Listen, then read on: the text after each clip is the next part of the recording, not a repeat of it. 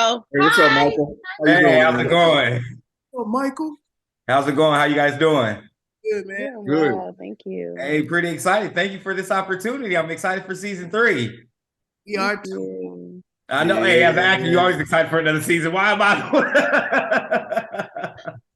I want to get straight into it. Season two left off with everybody kind of finding their way, especially for RonReaco's character and Mark. And Michelle, you just always, you were just a badass in the beginning and the end. It didn't matter.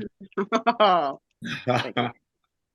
So I like to just start with each of you since I have limited time. So Michelle, what should we be expecting from your character, Jayla, in season three? I feel like she has an incredible, a blast from the past that comes into her life that really shakes the table, but it's super fun. And I just think from an audience perspective that they'll just have a really good time with it and just seeing how she's just playing with her past coming into her present, and then also dealing with her spouse's past coming now into their present, and how she just like is juggling all of it. And it's I think everyone will have a good time just seeing how much fun she's having. Nice. Can you Yeah. relate as a woman to feel that same way as a high power woman as she does and go through what she goes through? Blast from the past, always trying to slide them. Yes, yes, yes, yes. Yes. Whoa. Mustafa know about this? I be cutting it off I just don't even open the DMs. Just be like, You all know, right. You got to. Okay, Mustafa all gonna right. open him now. He gonna be like, let me Yeah, yeah. He don't play. Stop it, I hear. My husband does not play. Okay, as he Yeah. shouldn't.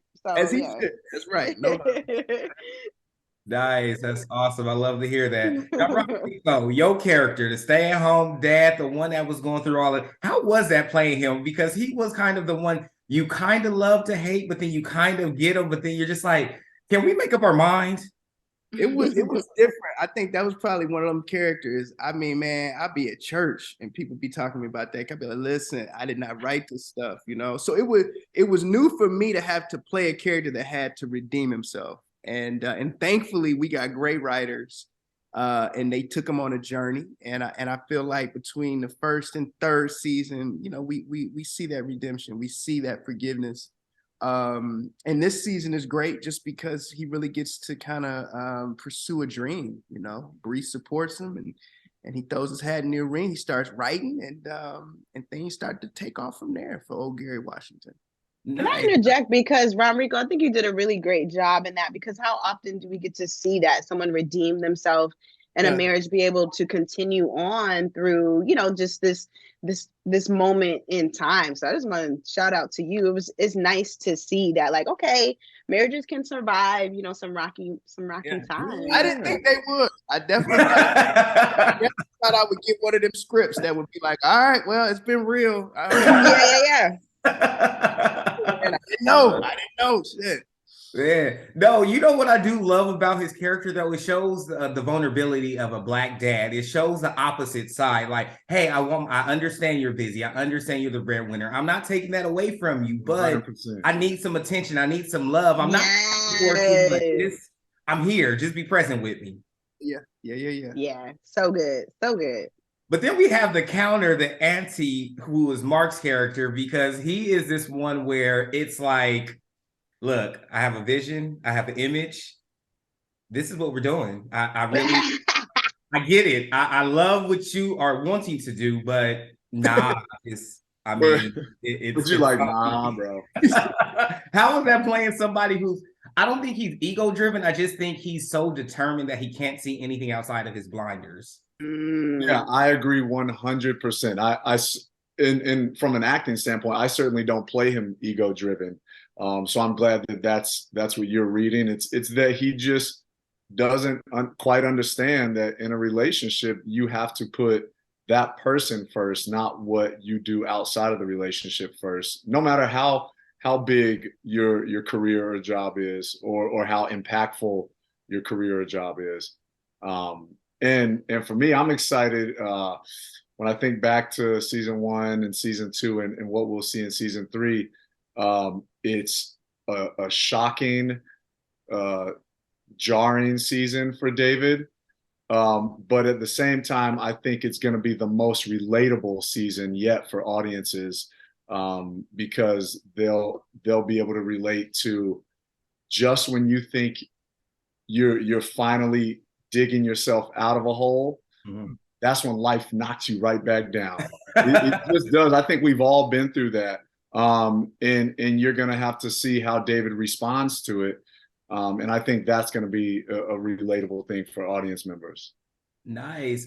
We have 3 minutes left. And I want to say, Mark, one thing is he is married to somebody who they're both powerful Black people. And it's just, I think that shows a layer of dynamicness, right? Because it's like you both intelligent, both can have high earnings. Like we see this type of, thing where it's like, it's so polarized. Who can you really vote for? Because one's like getting back into high power attorney. One wants to be in the Senate. It's like, I can't really, it's hard. Yeah. So with everybody, before we go, what do you think this show really does for the sake of, showing a different light of Black sitcom? Ooh, I think in ways that I certainly know the show I've seen, it really illustrates that life is a moving target. Like, you know what I mean? Like, as soon as you think you got it on lock and then it just moves, right? As soon as you think you got this figured out, then you got to figure that out. When you get that figured out. Yeah, that's what I meant. Yep. Yeah, and I don't know that we've seen that on a lot of different shows. I would agree. I would agree. It's definitely a unique but yet raw and authentic approach to what it is that you're going through. Once you get over that 30 hump, it's like life is different. When you 30s and ups is different, folks. I think it's really dope. Different. I think it's dope that the show shows, Black folks in power positions, not just famous positions, like athletes or actors, but in power positions in life. And then as an audience member, you relate to them and knowing that, oh, at the end of the day, they just Black folks like me. It's, no matter what they're doing, whether they're a senator or an author or a lawyer, a doctor, they're still relatable characters that show that Black people do exist in those workplaces, but at the same time, we're people just like y'all. No, thank you. I do want to end with just saying, also I love that there's always this tone of sisterhood and brotherhood when it comes to everything that's going on. Mark is taking Gary to the thing, like, hey, we got to go here. I got to get you right. Even when these people don't want to support each other, they're still there, like, I'm going to, and they give it real too. Sometimes they fight, but they don't go over the top. They say sorry. They really come back to it and, and are accountable, vulnerable. And, I just love that about the show. And you'll really love this season too, Michael, because they really amplify the brotherhood component this season. I think you'll really enjoy and appreciate what Mark and RonReaco do with their characters and their relationship this season. Thank you all so much. My time is up, and I really do enjoy this opportunity. Hope you guys, I can't wait for season 3. Yay, Thursday. Check us out. Yeah, likewise. Michael, brother, you did a fantastic job, man. Yeah, you were great. Oh, thank you. I appreciate that. Thank you. That's great. See you guys later. All right.